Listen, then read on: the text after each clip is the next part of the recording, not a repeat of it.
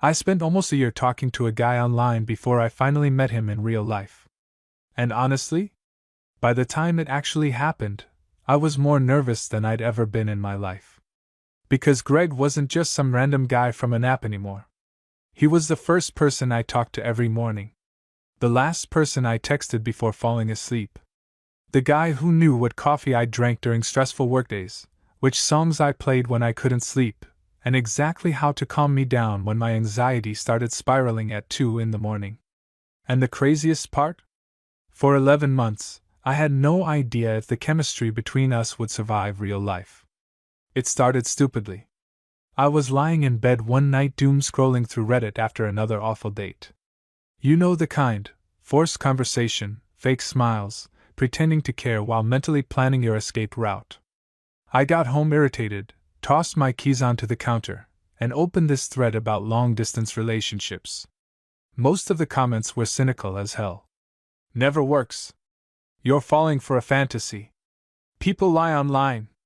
Then there was one comment buried in the middle that just said, "The right person will start feeling real long before you touch them." I don't know why that stuck with me, but it did. I clicked the profile. That was Greg. No photo. Just a dumb username and sarcastic comments under gaming threads, relationship posts, movie discussions. Somehow we kept ending up in the same places online. A few days later I replied to one of his comments as a joke. Then he messaged me.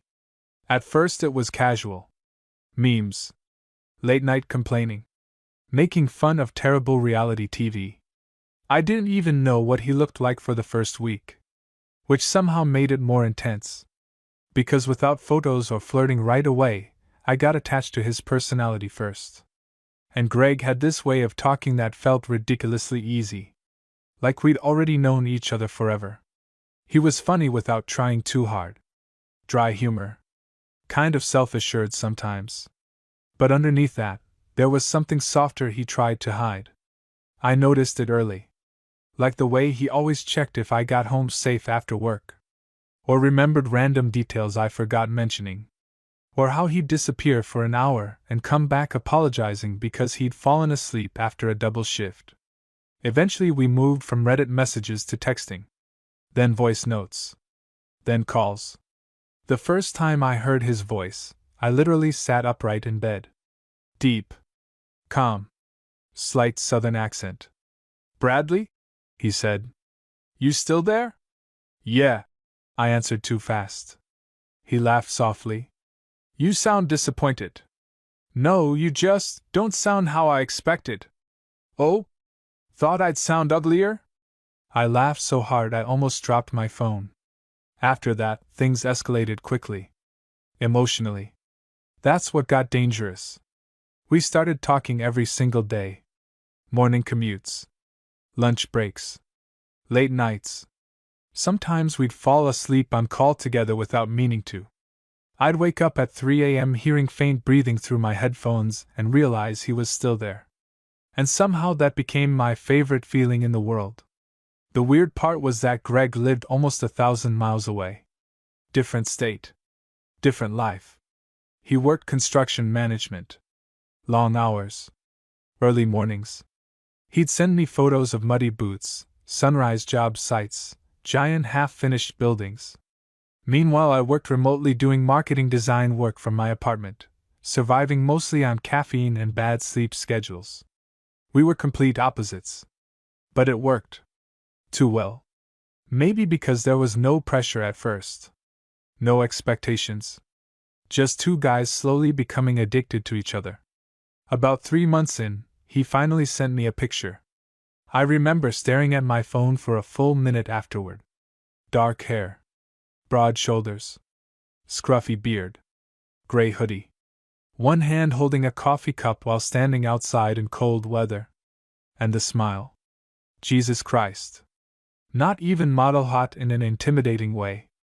Worse. Comfortable hot. The kind of guy you instantly imagine kissing in a kitchen at midnight. My heart absolutely betrayed me. "You alive over there?" he texted. I typed 3 different responses before settling on. "You're annoyingly attractive." His reply came instantly. Took you long enough to notice. Smug jerk. After that, FaceTime started happening. And that changed everything. Because now I could see the expressions. The pauses. The way his eyes softened when he looked at me. Sometimes we'd just exist together silently. I'd work on my laptop while he cooked dinner. Or he'd sit on his couch gaming while I cleaned my apartment. Domestic stuff. Fake relationship stuff. Except it stopped feeling fake pretty quickly. One night around month 6, I was half asleep during a call when Greg suddenly said, "I think about you all the time." I opened my eyes immediately.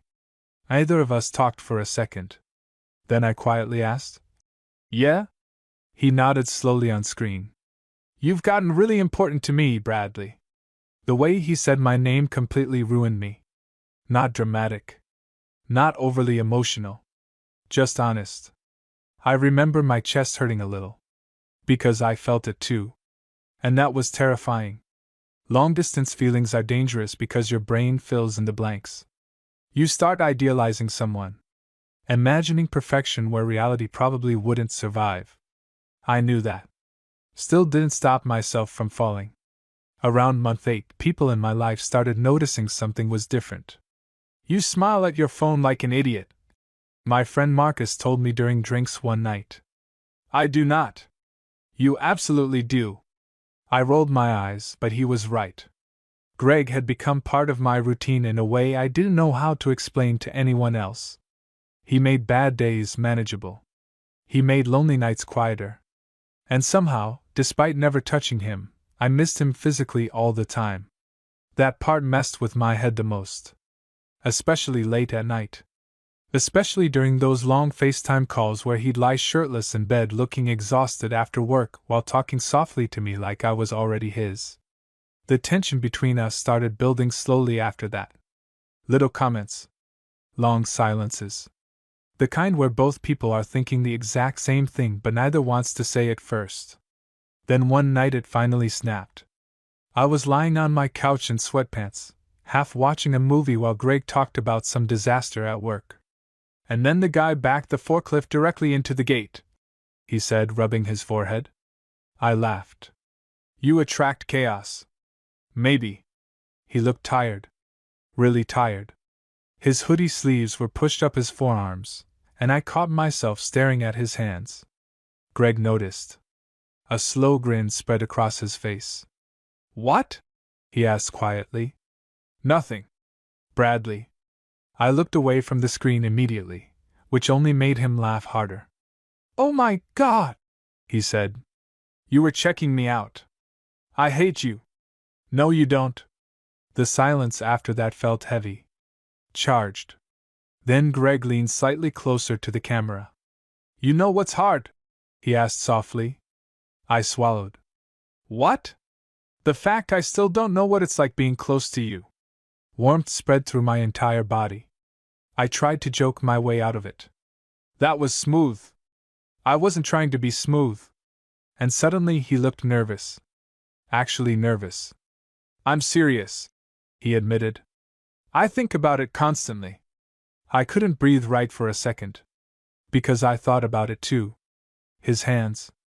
His chest. His voice close to my ear instead of through speakers. What it would feel like if he kissed me. The worst part? I could tell he wanted to say more. But neither of us moved. Neither of us knew what crossing that line would mean. Because once this became real, there was no pretending anymore. And deep down, I think both of us already knew we were heading towards something neither of us would be able to walk away from. After that conversation, things between Greg and me changed completely. Not officially. Neither of us sat down and said we're dating now. But emotionally? We were already there. The flirting got worse after that night. Way worse. He'd text me things during work like, "You looked good yesterday." Or, "Can't stop thinking about your voice." And somehow the smallest comments hit the hardest. Not because they were dirty. Because they felt real. I started noticing how attached I'd become when little things affected my mood. If Greg took too long replying, I felt weirdly restless. If he sounded stressed during calls, It ruined my evening. That should have scared me more than it did. Instead, I leaned into it. One Friday night we stayed on FaceTime until almost 4 in the morning. Greg had a beer in his hand, hoodie half unzipped, looking relaxed for once. "You know what's funny?" he said. "What?" "If we lived in the same city, this probably would have happened already." I raised an eyebrow. "What would have happened?" He looked straight at me. "You know." My stomach flipped immediately. The tension between us had become impossible to ignore by then. Every conversation felt loaded now. Every silence stretched too long. I laughed nervously. "You're very confident." "No," he said quietly. "I just know how I feel about you." That shut me up fast. Greg wasn't dramatic with emotions. That's what made moments like this hit so hard. When he said something honest, you knew he meant it completely. He rubbed his jaw slowly before continuing.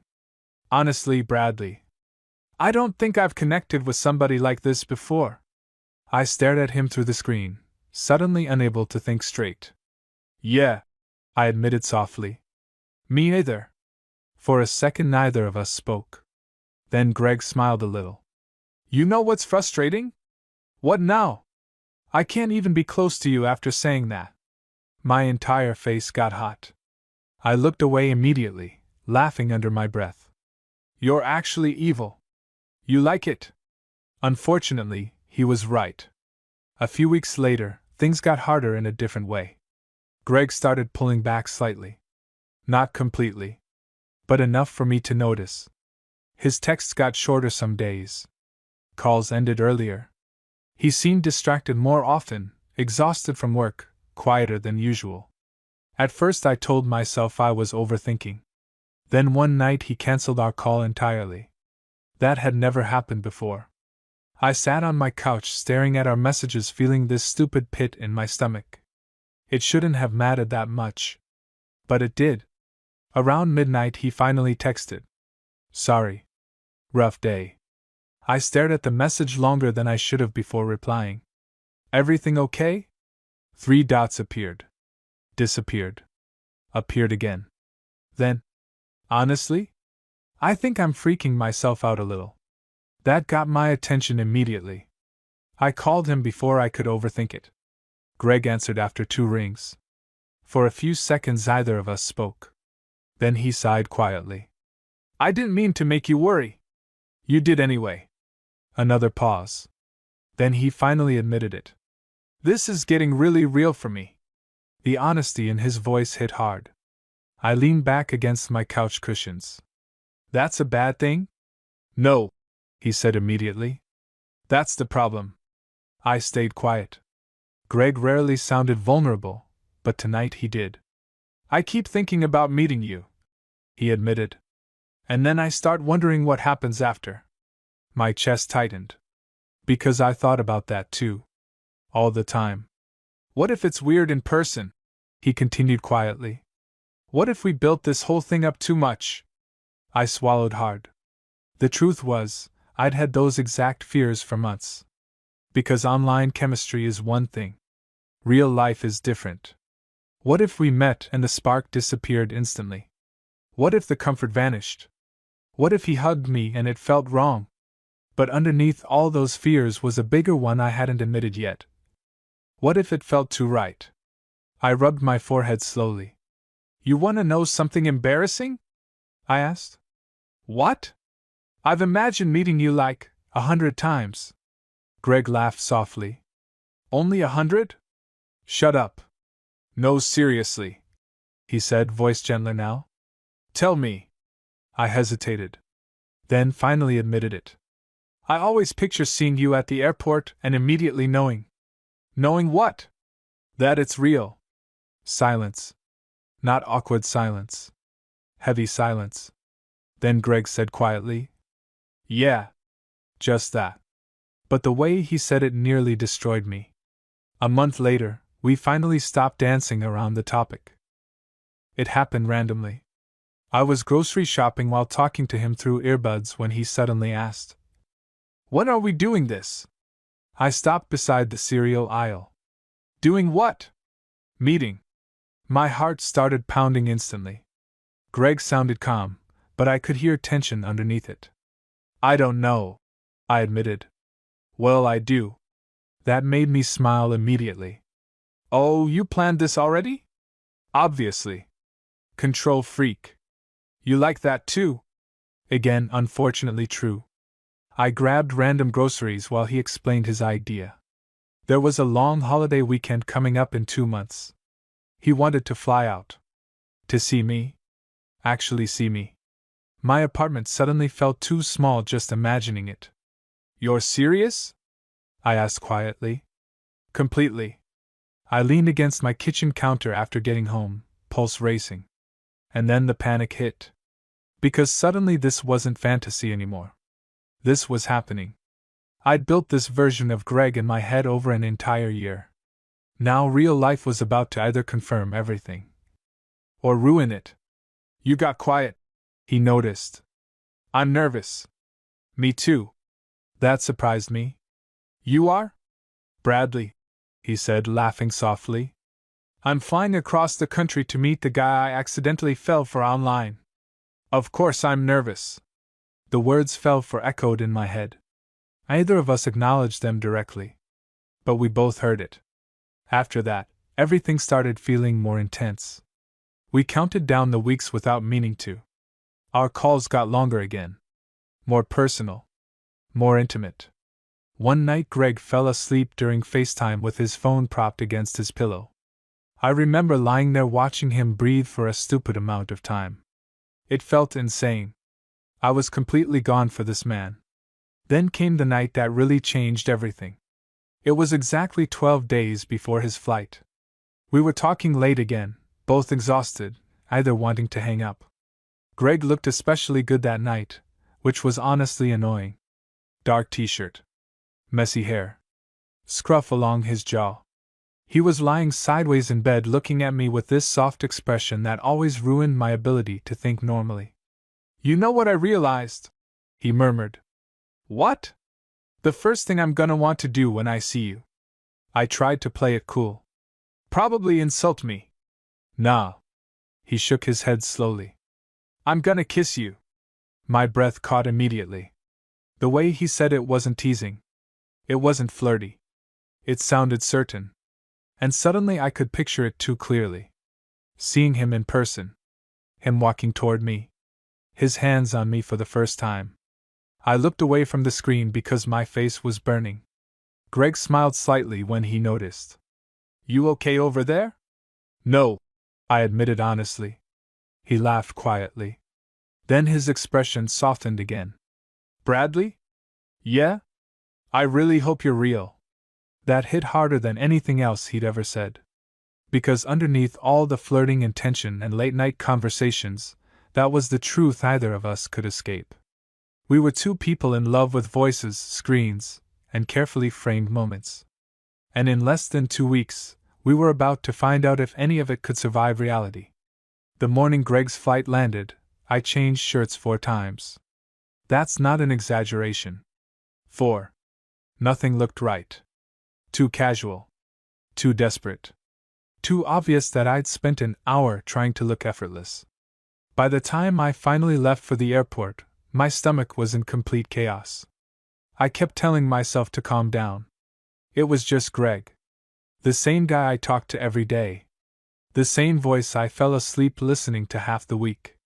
But somehow that made it worse. Because if this went badly, I wasn't just losing a crush. I was losing my person. Traffic felt endless. Every red light pissed me off. By the time I parked and walked into arrivals, my heart was pounding so hard I could barely think straight. And then came the waiting. That was the worst part. Standing there pretending to casually check my phone while internally losing my mind. I remember texting him. You alive? His reply came immediately. Just landed. That single message nearly killed me. Suddenly this was real. Not FaceTime. Not texts. Not imagination. Real. I stood there surrounded by families and couples and exhausted travelers while trying not to panic. Then people started coming through the gate. business travelers, parents with kids, college students dragging suitcases. Every tall, dark-haired guy made my chest jump. And then I saw him. Greg. Black hoodie. Backpack slung over one shoulder. Looking around the terminal with this slightly tense expression I'd never seen before. For a second I genuinely forgot how to breathe. Because no screen had prepared me properly for how he looked in real life. He was broader than I expected. Taller too. And somehow more intimidating in person, but softer at the same time. Human. Real. His eyes found mine across the crowd. And everything else disappeared. I swear to God the entire airport blurred for a second. Greg stopped walking. Then he smiled. Not the self-assured grin from FaceTime. Something smaller. Nervous. Relieved. And suddenly I realized he was just as scared as I was. I started walking toward him before my brain fully caught up. So did he. Then we were standing there face to face for the first time after almost a year of talking every single day. Neither of us spoke immediately. Greg looked at me like he was trying to process that I actually existed. "You're real," he said quietly. My chest tightened instantly. I laughed nervously. Apparently. Then he shook his head slowly, eyes still locked on mine. "No, seriously."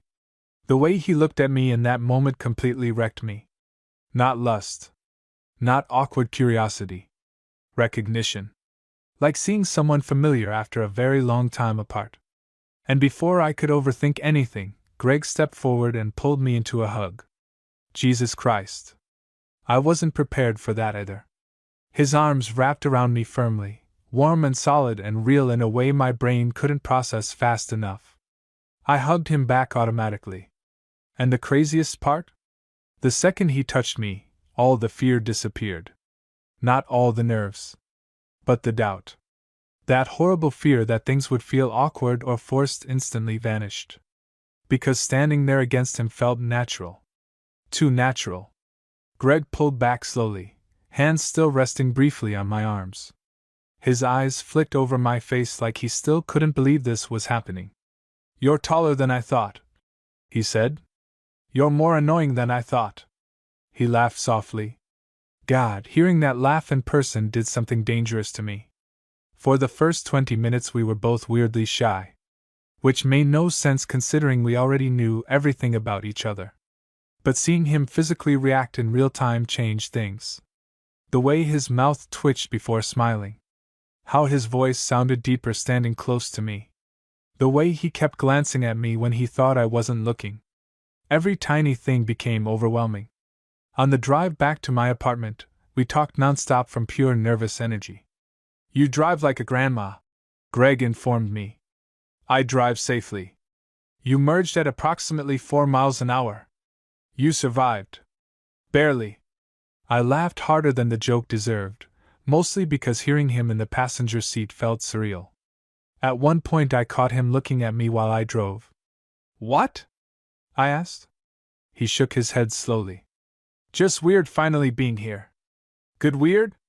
Greg smiled. "Very good weird." That sentence stayed in my head the entire drive. When we got to my apartment, the tension shifted again. Because now it was private. No airport crowds. No distractions. Just us. I suddenly became hyper-aware of everything. The fact he'd be sleeping here. The fact we were alone. The fact that after a year of wanting him, he was standing inside my apartment looking around while taking off his hoodie. I nearly lost my mind right there. "You nervous?" he asked suddenly. I laughed once. "Extremely." "Good." I looked at him. "Good? Means I'm not the only one." There was that soft, nervous honesty again. Greg set his bag down by the couch before turning toward me fully. For a second neither of us moved. The air felt heavy. Charged. Then he stepped closer. Slowly this time. Close enough that I could feel warmth radiating off him. My pulse immediately went insane. Greg looked directly into my eyes like he was checking for hesitation. "You remember what I told you?" he asked quietly. I swallowed hard. "About what?" The first thing I wanted to do when I saw you. My entire body went tense. Because I remembered. Very clearly. I remember, I admitted. His gaze dropped briefly to my mouth before lifting again. Can I? That almost destroyed me. Not because of the question itself. Because after all the tension and build-up and waiting, he still asked gently. Carefully. Like I mattered. I nodded before I could overthink it. And Greg kissed me. Soft at first. Tentative. The kind of kiss that feels like both people are still trying to convince themselves this is actually happening. Then suddenly it wasn't tentative anymore. One of his hands slid against my waist, pulling me closer, and every thought disappeared from my brain immediately. His mouth felt warm and familiar in a way that made no logical sense. Like my body recognized him before my mind did. I kissed him back harder without meaning to. Greg made this low sound against my mouth that nearly ruined me on the spot. When we finally pulled apart, both of us looked slightly stunned. He rested his forehead briefly against mine and laughed softly under his breath. Well, he murmured. I could barely think straight. Yeah. That was even worse than I expected. I blinked. Worse? Greg looked at me with a dangerous little smile. Now I'm definitely not gonna wanna leave. And honestly, neither was I. That first kiss completely changed the atmosphere between us. Before that, there'd still been this thin layer of uncertainty underneath everything. Like maybe we were both still waiting for reality to catch up and ruin the fantasy. But after Greg kissed me? No chance. The chemistry was real. Painfully real. And honestly, that almost made things harder. Because now every small touch felt loaded. Every glance lingered too long. Every moment alone together felt like standing too close to a fire. Greg helped me unpack groceries later like he'd already lived there for months. It should have felt awkward having someone from the internet suddenly standing in my kitchen opening cabinets and teasing me about my terrible snack choices. Instead, it felt weirdly domestic. Comfortable. Dangerously comfortable. You actually eat these? Greg asked, holding up instant ramen with genuine disappointment. Don't judge me. I'm absolutely judging you. You flew across the country for me. Your standards clearly aren't that high. Greg looked over at me immediately, smiling slowly. No, he said quietly. My standards are exactly why I'm here. That shut me up fast. He had this way of saying simple things that somehow landed directly in my chest. Later that night we ended up sitting on my couch watching a movie either of us paid attention to. Mostly because Greg kept touching me absent-mindedly. Nothing overt. His knee against mine. His arms stretched behind me along the couch cushions. His fingers brushing my wrist while reaching for popcorn. Tiny things. But after almost a year of imagining physical contact with him, every single touch felt intense. At one point I caught him staring again. What? I asked, smiling slightly. Greg shook his head once. I still can't believe you're actually here. You're the one who flew here. Yeah, he murmured. Best decision I ever made. That nervous warmth spread through my chest again. The movie kept playing in the background while the space between us slowly disappeared. Eventually Greg shifted closer. Close enough that our legs pressed together fully now. You know what's funny? He asked quietly. What? I thought this would be awkward. Me too.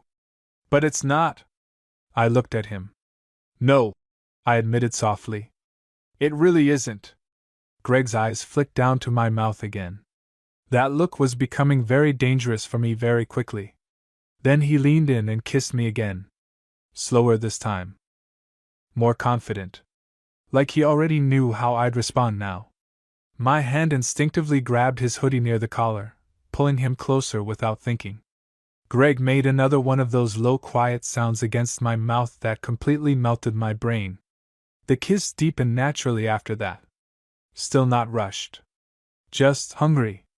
Like both of us had spent too long imagining this already. His hand slid carefully along my side, fingertips pressing lightly through my shirt. I could feel warmth everywhere he touched me. When we finally pulled apart, Both of us looked a little wrecked. Greg laughed softly under his breath. You have no idea how long I've wanted to do that. I tried to respond normally. Failed completely.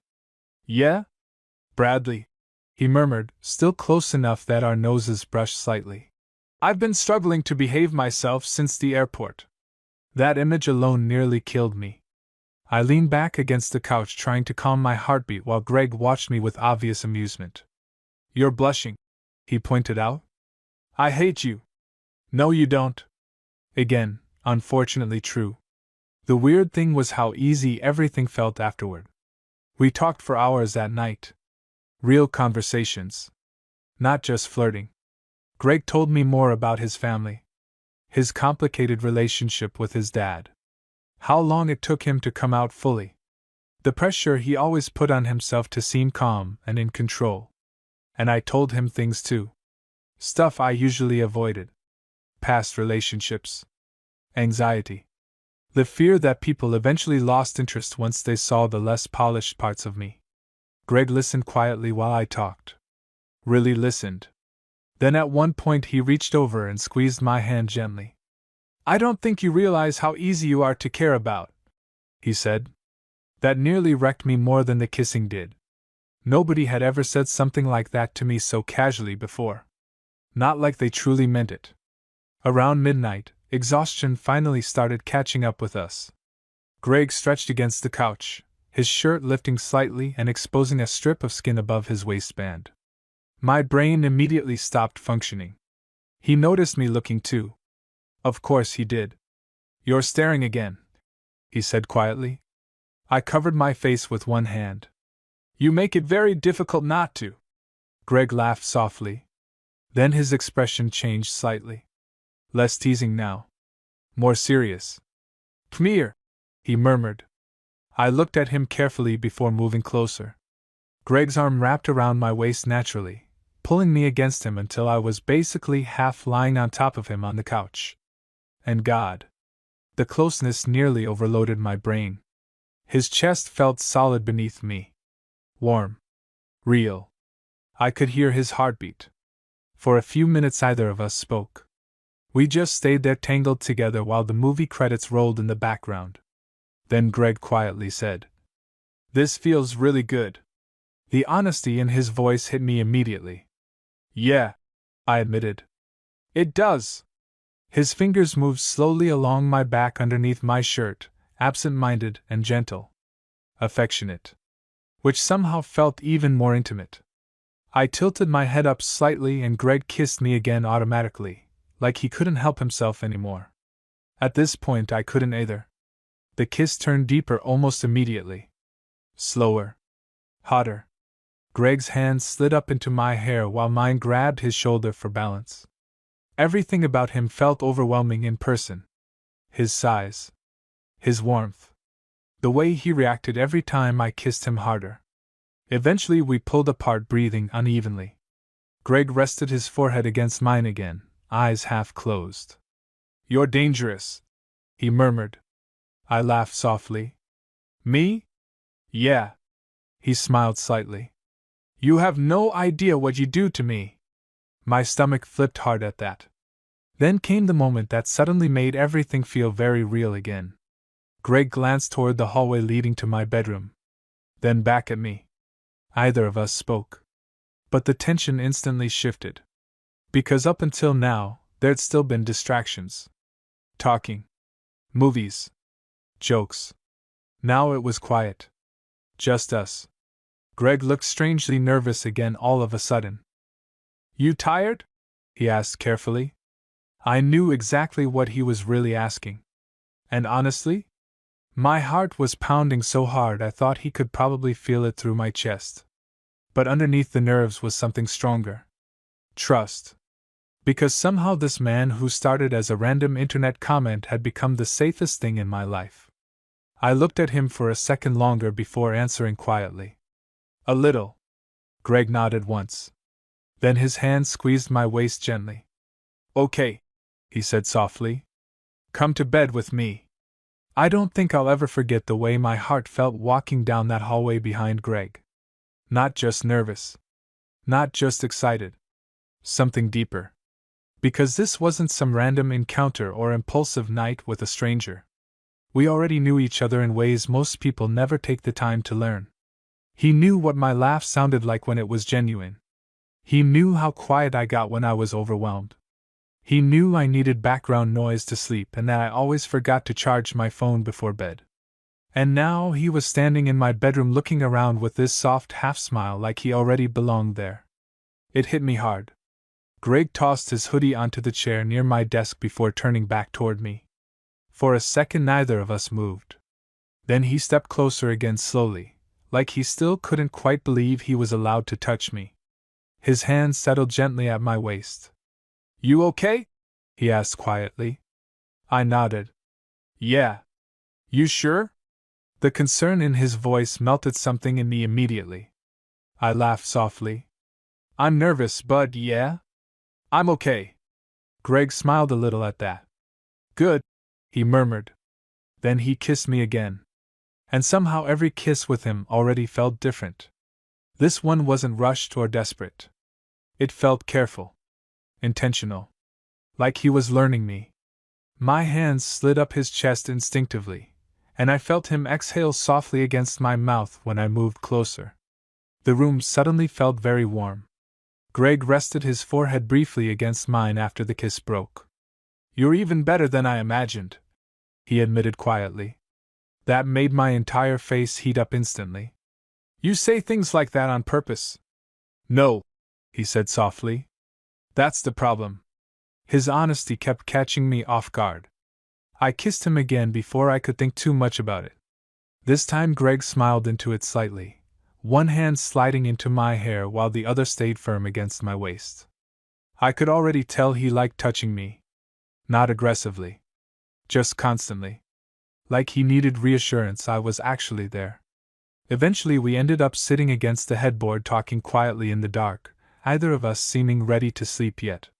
The city lights outside filtered softly through the blinds while Greg lay beside me looking unusually relaxed. "I was terrified before this trip," he admitted suddenly. I looked over at him. "Really?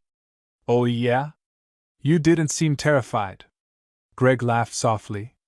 "That's because I'm good at pretending." That felt painfully honest. He turned onto his side facing me fully now. "I kept thinking maybe we'd meet and something would feel off," he admitted. "Like maybe we only work through screens." "Yeah," I said quietly. "I thought about that too." Greg's eyes stayed on mine. "But then I saw you at the airport," he murmured. "And everything got really simple." My chest tightened hard at that. Because I understood exactly what he meant. No confusion. No uncertainty. Just this overwhelming feeling of there you are. I don't know how long we stayed there talking. Hours maybe. Eventually the conversation faded naturally into quieter moments. Soft touches. Long looks. The kind of silence that only feels comfortable with the right person.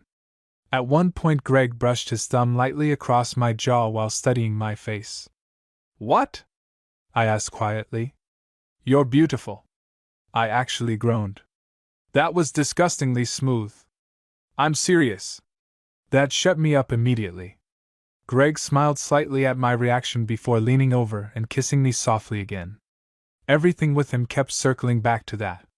Touching. Kissing. Smiling against each other's mouths like we couldn't quite stop. At some point I realized my guard had disappeared completely. Usually I overthink everything with people. How I look. What I sound like. Whether I'm too much or not enough. But with Greg, none of that noise seemed as loud anymore. He made me feel wanted in this calm, steady way that got under my skin fast. Eventually he pulled me closer against his chest, wrapping an arm around me naturally like he'd done it 1,000 times before. "You comfortable?" he murmured. "Very. Good." I could feel his heartbeat under my cheek. Strong. Steady. For a while we just stayed like that, quietly tangled together. And honestly, that might have been the moment I realized how completely screwed I was. Because it wasn't just attraction anymore. It wasn't even just love. It was peace. The kind you don't notice you've been missing until someone gives it to you. At some point, Greg tilted my chin up gently so I'd look at him.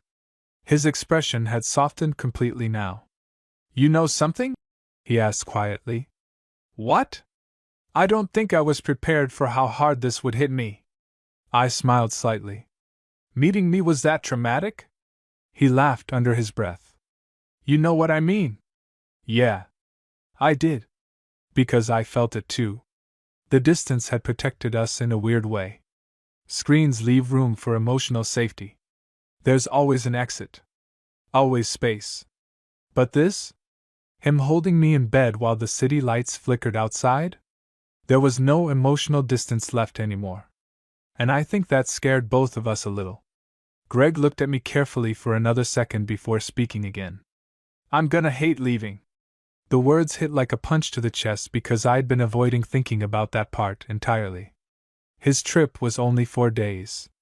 4. Suddenly that felt unbearably short. I tried to joke anyway. You could always fake your own death and stay here. Greg smiled faintly, but it faded quickly. You think I haven't thought about it already? Something about the way he said that made my chest ache. I looked away for a second before quietly asking, what happens after this? Greg went still. Not tense. Just thoughtful. Then he reached over, brushing his fingers slowly through my hair. I don't know, he admitted honestly. But I know I don't want this to end. That answer should have terrified me because it wasn't practical or logical or planned out. But somehow it felt more meaningful exactly because it was honest. No fake promises. No dramatic speeches. Just truth. I moved closer instinctively, and Greg kissed the top of my head softly before pulling me tighter against him. And some time later, tangled together in the dark after nearly a year of waiting to meet each other, we finally fell asleep side by side for the very first time. Waking up beside Greg felt strangely natural. That was the first thought that hit me the next morning. Not awkward. Not surreal anymore. Just right. I opened my eyes slowly to gray morning light spilling through the blinds and immediately became aware of warmth pressed against my back. Greg. His arm was wrapped loosely around my waist, breathing slow and even behind me. For a second I stayed completely still, letting myself absorb the reality of it. After almost a year of hearing his voice through headphones, he was actually here. In my bed. Holding me like he belonged there. And honestly, that scared me a little. Because I already knew this was going to hurt when he left. I shifted slightly, and Greg made this sleepy noise behind me before tightening his arm instinctively. Don't move, he mumbled. I laughed quietly. You're awake? Barely. His voice was rough with sleep, deeper than usual, and it immediately made my brain stop functioning properly. Greg buried his face briefly against the back of my neck before finally opening his eyes. Then he looked at me for a second and smiled softly. There you are. God. Nobody should have been allowed to look at me like that before coffee. You're very affectionate in the morning, I muttered. You're very attractive in the morning. I groaned into my pillow while he laughed quietly behind me. The domesticity of everything after that nearly destroyed me. Making coffee together. Standing too close in my kitchen. Greg brushing against me casually like he'd been doing it forever. At one point I was reaching into a cabinet when he walked up behind me, one hand settling automatically at my waist. I froze immediately. Greg noticed. Sorry, he murmured, though he didn't move away. No, I said quickly. You're fine. His fingers tightened slightly against my hip. And suddenly the air felt very different again. The tension between us had been simmering constantly since he arrived, but now there was less nervousness holding it back. Greg looked down at me carefully. You know, he said quietly, you get this look every time I touch you. What look? Like you're trying very hard to keep functioning. I rolled my eyes even as my face heated up. You're insufferable. And you like me anyway. Again. Unfortunately true. He leaned down and kissed me softly before I could answer. And that kiss turned into another one immediately. then another. Until suddenly I was half trapped between the counter and Greg's chest while he kissed me slow enough to completely melt my brain. One of his hands slid gently along my side underneath my shirt, fingertips warm against my skin. I inhaled sharply without meaning to. Greg paused just enough to look at me. "You okay?" "Yeah," I breathed. That soft, careful expression appeared again. Then he kissed me once more, slower this time, his forehead briefly resting against mine afterward. I don't know what it was about the way Greg touched me, but it never felt rushed. Even when the tension got intense, there was still patience underneath it. Like he wanted me comfortable more than anything else. That got to me fast. Later that afternoon we went walking through the city because staying trapped inside together was becoming increasingly dangerous for my ability to think normally. Greg kept close beside me the entire time, his shoulder brushing mine, his hand occasionally touching my back while guiding me through crowds. Small things. But every touch still sent warmth straight through me. At one point we stopped at a bookstore cafe, and I caught the barista smiling at us while we ordered. Not in a judgmental way. In a "you two are obvious" way. Greg noticed too. When we sat down with our drinks, he smirked slightly. "What?" I asked. "She thought we were together." My stomach flipped immediately. "And?" Greg looked at me over his coffee cup. "I liked it." That answer stayed in my chest the rest of the day. By nighttime, neither of us wanted space anymore. We ended up back on my couch after dinner, legs tangled together while some random show played in the background. Greg was quieter tonight. Not upset. Just thoughtful. I noticed it eventually. "You okay?" I asked softly. He nodded once before looking down at our intertwined legs. "I'm trying not to think about leaving already." There it was. That ache again. I leaned my head back against the couch cushions quietly. "Yeah," I admitted. "Me too." Greg turned toward me fully then, one hand sliding gently along my arm. "I wish this was easier." "What part?" "The distance." His honesty hurt because I felt it too. Now that we'd crossed this line, now that I knew what it felt like to hold him and kiss him and wake up beside him, the idea of going back to screens suddenly felt unbearable. Greg studied my face for another second before speaking again.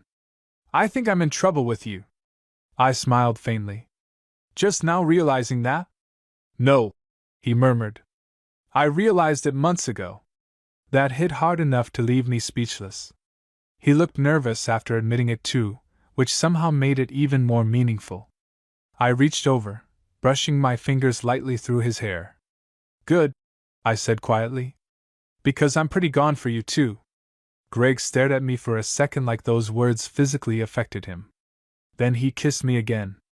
Slow and deep and emotional enough that my chest actually hurt afterward. When we finally pulled apart, he rested his forehead against mine and closed his eyes briefly. And in that moment, sitting there tangled together in the quiet glow of my apartment, after spending nearly a year falling for each other from a distance, I realized something terrifying. Meeting Greg hadn't made my feelings smaller. It had made everything infinitely worse. Because now I knew exactly what I'd be missing once he got on that plane home. The last full day Greg was in town felt strangely heavy from the moment we woke up. Not bad. Just fragile. Like both of us were silently aware a countdown had started. We tried pretending otherwise. We got breakfast at this tiny diner near my apartment where Greg made fun of my coffee order again. "You basically drink melted ice cream. It makes me happy. You're emotionally attached to whipped cream. You flew across the country for me, Greg. Let's not discuss per decisions." He laughed so hard the waitress smiled at us from across the room. And for a while, things felt normal again. Easy. But every now and then I'd catch him looking at me differently. Longer. Like he was trying to memorize things. The way I smiled. The sound of my laugh. How I reached across the table without thinking when I talked. And honestly, I was doing the exact same thing. That afternoon we ended up back at my apartment because neither of us really wanted to go anywhere else.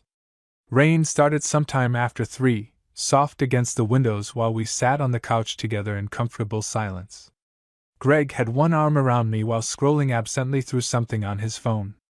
I was half lying against his chest listening to his heartbeat. And suddenly the thought hit me again. Tomorrow he leaves. My chest tightened immediately. Greg must have noticed the shift in me because he looked down. What happened? I hesitated. Then quietly admitted it. I hate that this is almost over. The honesty hung between us. Greg locked his phone and set it aside without another word. Then both his arms wrapped around me fully, pulling me tighter against him. Hey, he murmured softly. I buried my face briefly against his shoulder, embarrassed by how emotional I suddenly felt. This was a bad idea, I muttered. Greg frowned slightly. Meeting me? No, I said quietly. Now I know exactly what I'm missing. Something in his expression changed at that. Softer. Almost wrecked looking. His hand slid slowly through my hair while rain tapped gently against the windows behind us. You know what scares me? He admitted after a minute. What? That this already feels too important. My chest hurt hearing that because I understood perfectly. Long-distance feelings had always existed in this weird protected space. But now I knew how his hugs felt. How warm his hands were. What his voice sounded like right beside my ear instead of through headphones. There was no going back after that. Greg tilted my chin up carefully until I looked at him. We'll figure it out, he said quietly. You sound more confident than I feel. That's because if I let myself panic, I'm probably never getting on that plane tomorrow. I laughed weakly at that. But part of me wondered if he meant it. The room stayed quiet for a second afterward. Then Greg looked at me with that same intense expression he'd had at the airport. I need you to know something, he said softly. My pulse immediately sped up. What? I'm not disappearing after this. The seriousness in his voice hit me instantly. Greg wasn't making empty promises. That's what made him different. He only said things he truly meant. I know, I whispered. No, he said gently. I mean it. His thumb brushed slowly along my jaw. This wasn't just some exciting trip for me, Bradley. Emotion climbed into my throat so fast it caught me off guard. Because deep down, I think part of me had still been afraid this would fade once real life returned. That eventually the distance would become too hard. But looking at Greg now, I realized he was just as deep in this as I was. Maybe deeper. He kissed me softly then. Slow. Emotional. Not rushed or heated this time. Just honest. And somehow that almost hurt worse. When we pulled apart, neither of us moved very far away. Greg rested his forehead lightly against mine while his arms stayed around my waist. I wish you lived closer, he murmured. Me too. Another quiet pause. Then suddenly Greg smiled faintly. What? You know what's insane? What? A year ago you were just some sarcastic guy arguing with strangers online. I laughed softly.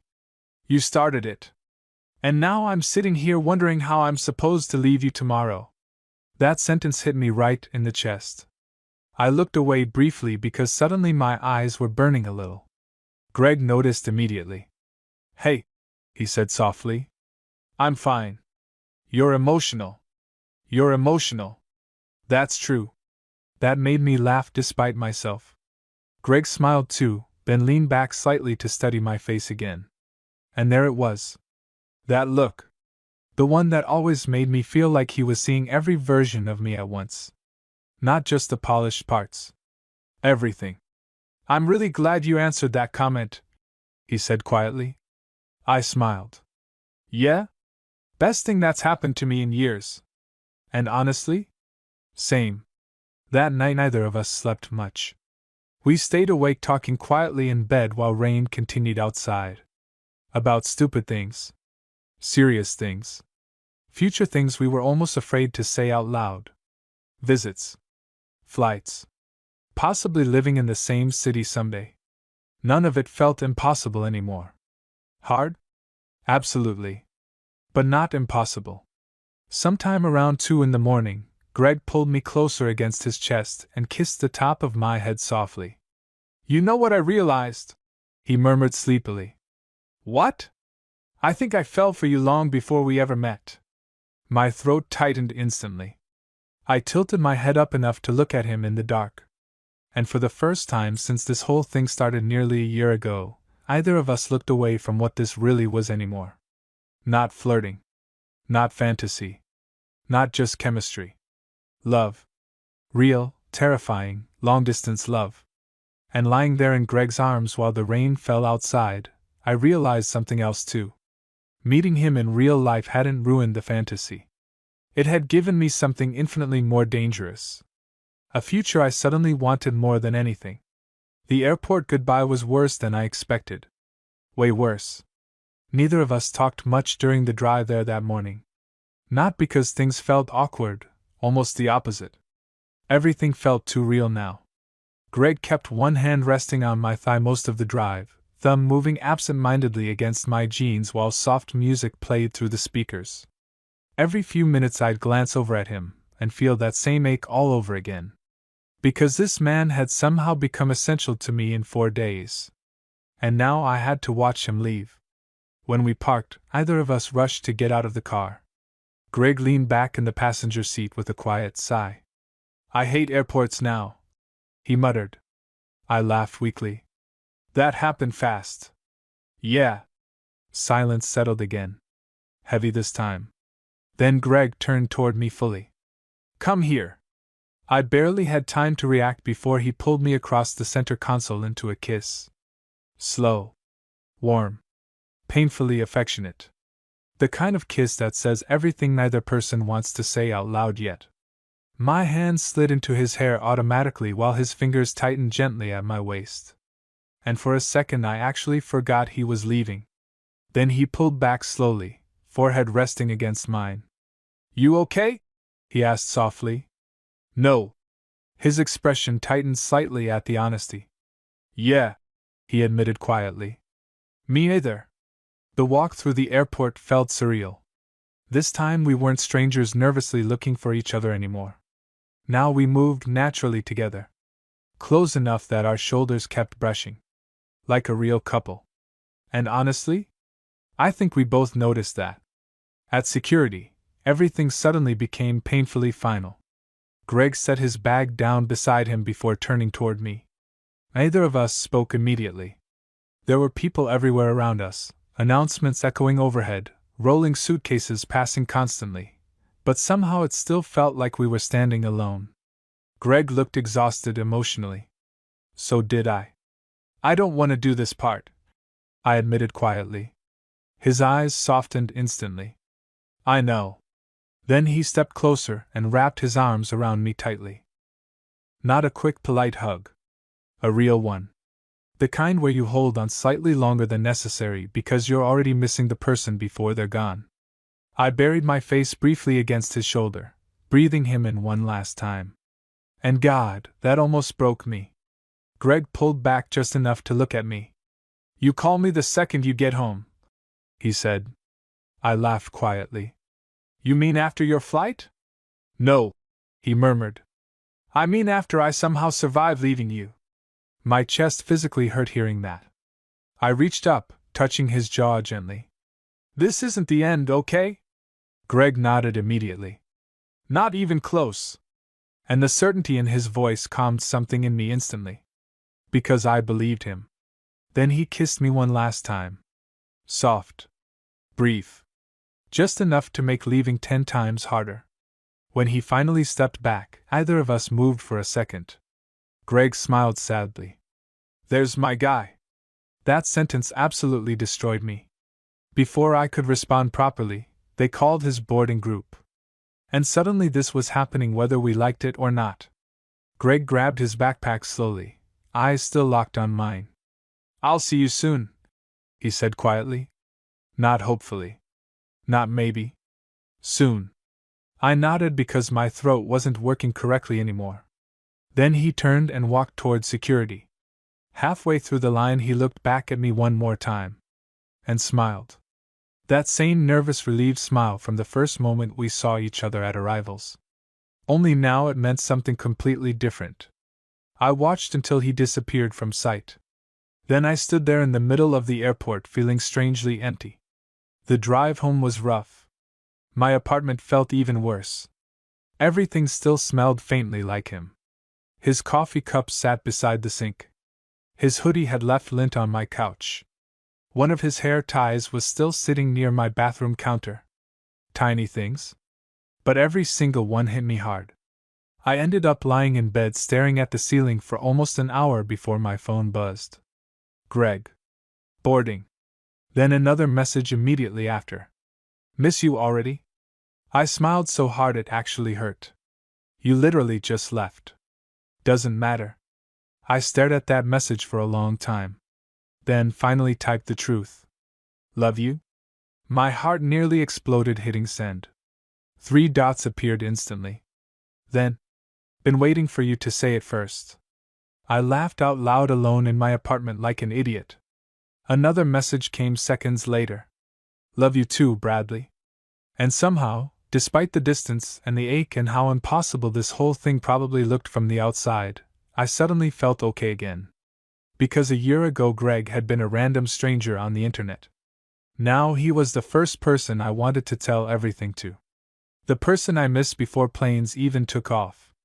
The person who made every future version of my life suddenly look better just by existing in it. People online always say long-distance relationships aren't real. That you can't truly know someone through a screen. Maybe sometimes that's true. But sometimes the right person starts feeling real long before you touch them. And sometimes you meet them in an airport after a year of messages and late-night calls, only to realize they already feel like home.